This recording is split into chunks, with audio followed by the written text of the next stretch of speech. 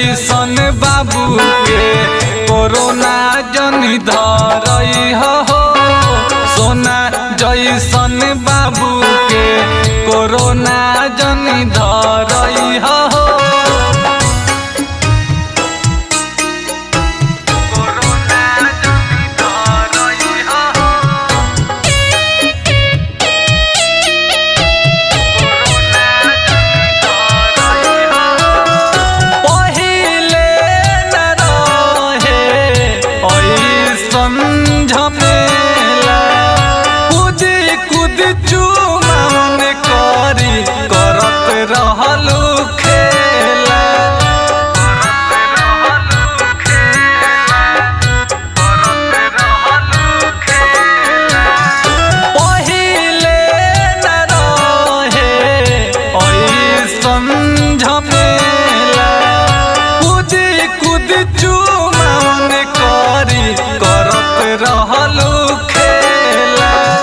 जल्दी से चूमई भाभी टाइम न लगई हो।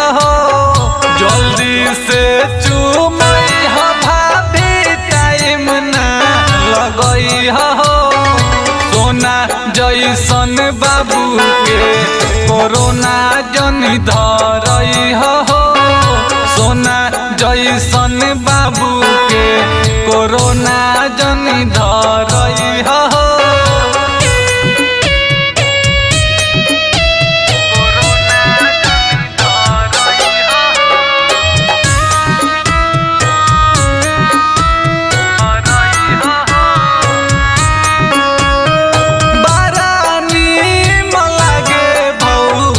पहिल के बियाह हो आजकल तो सबे केहू भइल बा तबाह हो।